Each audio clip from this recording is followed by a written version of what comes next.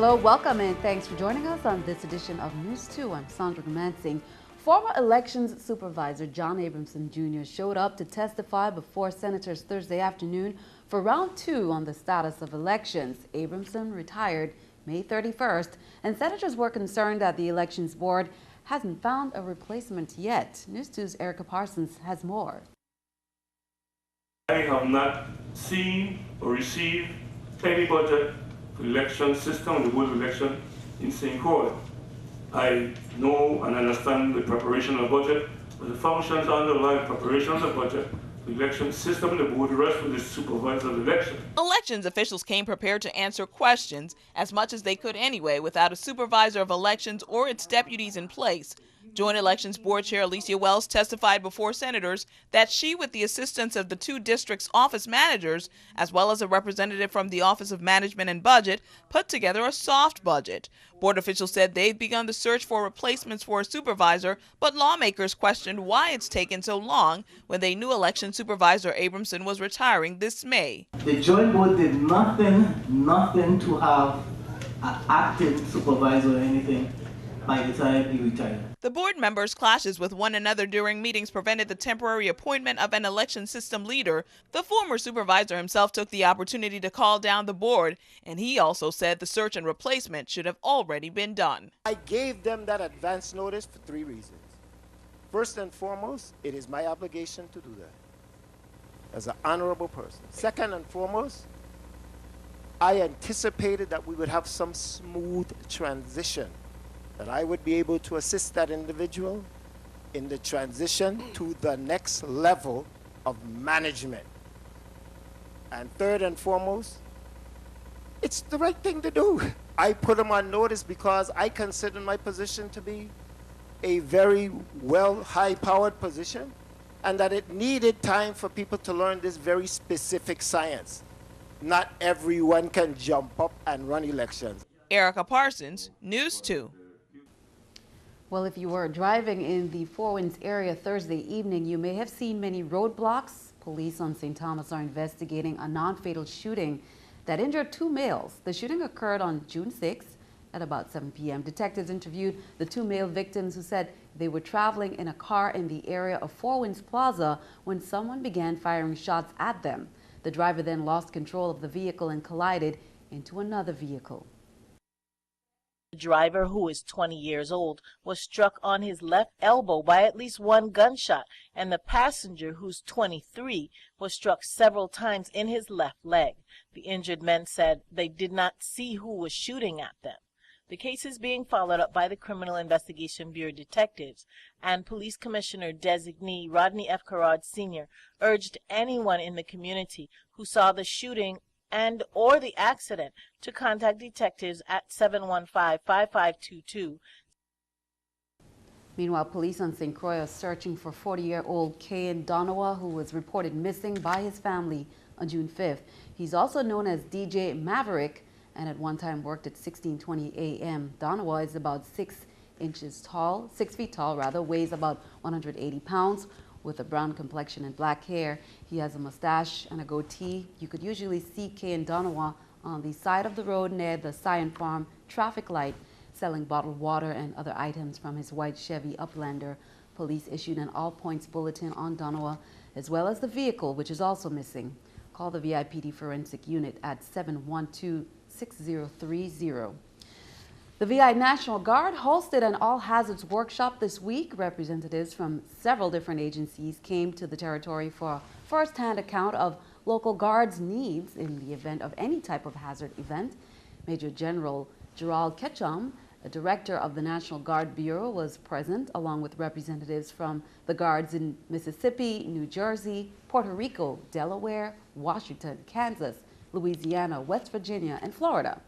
They were also joined by a rep from the U.S. Northern Command.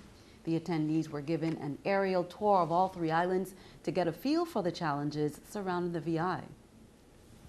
During an awards luncheon Friday at the St. Croix Career and Technical Education Center, the local chapter of the Tuskegee Airmen presented their first annual scholarship.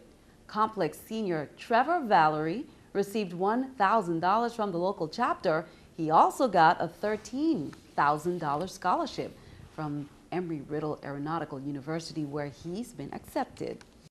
It's a great opportunity, and it's going to help me a lot, and it's unbelievable that I got so many of them put together, because they have other students in their school that excel academically more, like, higher than I do, so it's a great opportunity. There were approximately 12 applicants, but Trevor was the only one that qualified. One of the main qualifications is that you have to be interested in the field of aviation. Trevor is going on to be a pilot as well as an engineer. Trevor is in the National Honor Society, and Ms. Wilson mentioned to me, she's the person in charge of National Honor Society, she mentioned to me she had a young man who was interested in aviation. And so when I met him, immediately I brought him into our program. He is the second vice president. He's been very active. In addition to the things they're doing, learning about aviation, we also do a lot of community service. Trevor's always right there helping out with everything. I'm extremely proud of him.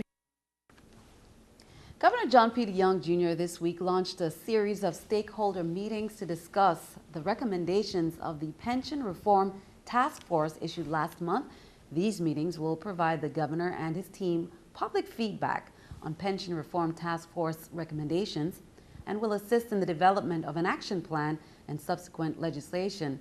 The meetings at Government House St. Thomas included DeYoung and representatives of the Central Labor Council, as well as with representatives of the local chapter of the AARP, advocates for the preservation of GERS. Later this month, the governor will meet with the leadership of the district's chambers of commerce.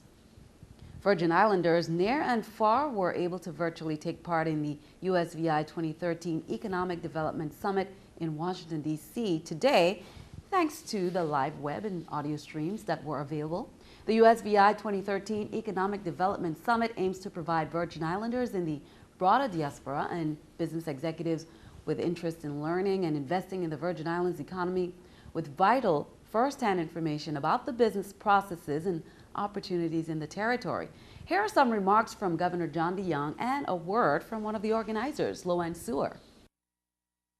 We have to look long-term, that we have to look at the advantages of making investments to make sure that people know what we're doing is extremely important. And if we begin to do that, the economic transformation that we have to have will begin to take place because we have the assets. We've got the Jones Act, which is a tremendous advantage. Particularly, we don't have a territorial tax. We have sliced and we've diced the last 40 years, one primary revenue stream to be able to survive. Business sector, looking at how to create more jobs, how to improve the quality of life, how to generate more employment. And it just seems like a natural fit because there are people who are not from the Virgin Islands originally, but who do business with the territory or just have an interest in doing business with the territory that we thought could benefit from the information. And we will have some highlights from that summit on Monday's newscast. President Obama is defending secret government surveillance programs that have been tracking phone records and internet activity. The president says security requires tough choices, but some lawmakers and privacy advocates argue it's an invasion of privacy. Danielle Nottingham reports from Capitol Hill. President Obama tried to assure the American people the government isn't intruding on their personal lives. Nobody is listening to your telephone calls.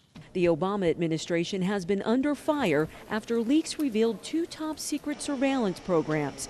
The National Security Agency has been collecting the phone records of millions of Americans. And under a program called PRISM, analysts have been mining the servers of 9 major U.S. internet companies. Answering questions in San Jose, California, the president insisted the internet surveillance does not target U.S. citizens or anyone living in the country. He called both programs valuable counterterrorism tools. You can't have 100% security and also then have 100% privacy.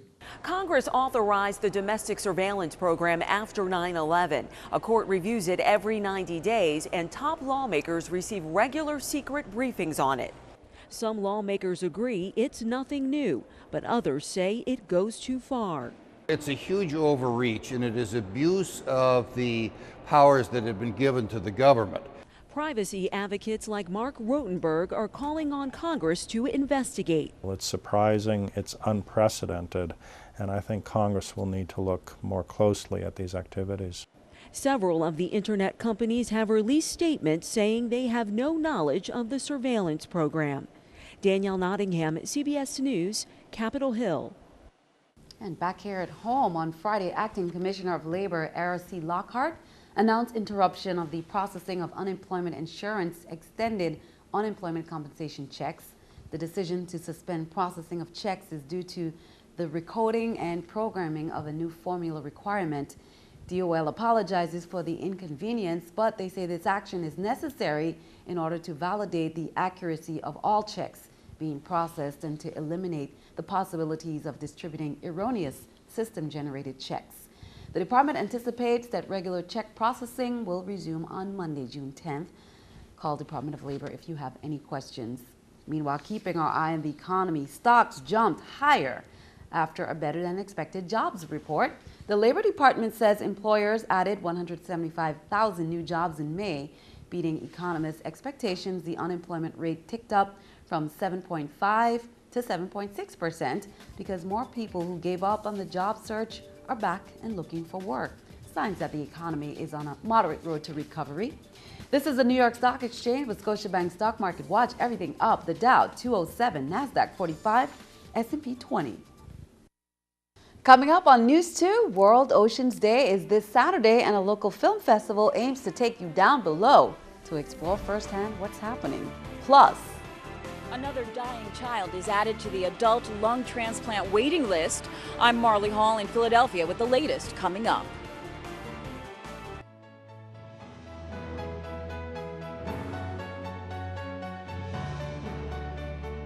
in the past few decades, the threats from pollution, overfishing, and other forms of exploitation have increased dramatically. One of the reasons we recognize World Oceans Day every year on June 8th, a local film festival aims to take you down below to explore firsthand, and that's on Saturday, 5 p.m. at Belongo Beach Resort. It will include breathtaking works by some of the finest underwater filmmakers in the world on a giant screen right on the beach, featuring short films by Bill Fisher and Joe Romero of 333 Productions, Paul Cater-Deaton, and Jonathan Bird of the multiple Emmy Award-winning PBS series Jonathan Bird's Blue World. Don't miss that. Well, Panorama was held last weekend, and tonight it's the Festival Beach Jam. St. John Festival is in full swing. Events tonight will be held at the Cruise Bay Beach. Next Friday, the Senior Variety Show will be held at the Winston Wells Ball Field. Saturday, it's the bike race at 8 a.m. Meeting spot is the St. John National Park at 8 a.m. Then Sunday, the show many are looking forward to, the selection of the 2013 St. John Festival Princess. Now, the theme this year is Come and Explore the Culture Scene for Festival 2013. In the case of two young patients waiting for lung transplants at the Children's Hospital of Philadelphia, it has many experts debating organ donation in the United States. A federal judge has granted that both children are added to the adult waiting list. Marley Hall looks at the problem into your health. 10-year-old Sarah Murnahan and 11-year-old Javier Acosta have cystic fibrosis. The genetic disorder severely damages the lungs and digestive system. They're waiting for lung transplants along with 1,700 other people in the U.S., including about 30 children under the age of 11. Matches are made based on blood type and size. In the case of a child getting lungs from an adult, you can take either part of the lung or cut down part of the lung and make it fit into that child. The donor system also takes into account how well a patient will do with a new lung.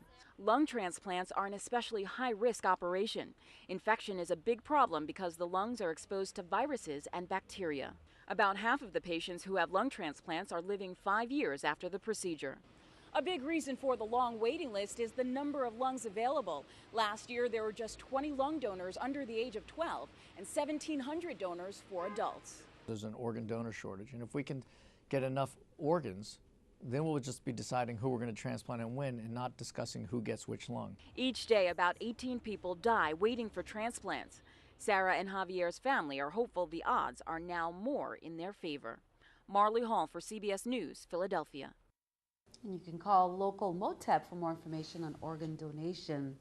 Shanzi is shy, but she warms up very quickly. Meet Shanzi. She is our Pet of the Week, only 1 year old, and she was found on the side of the road. If you're looking for a fun, energetic, and loyal companion, head on over to the St. Thomas Humane Society and look for Shenzi. She was very shy in the beginning. She's coming out of her shell. She's very, very playful, very loving, a fun dog, and she needs a home. And also, if you guys have any room for another dog, we are bursting at the seams with puppies down at the Humane Society. Please come on down and take a look. And as always, if you need help spay or neutering your pets, please call us, let us know. We'll try to help you out the best we can. More on Andrea, the latest coming up in your AccuWeather forecast.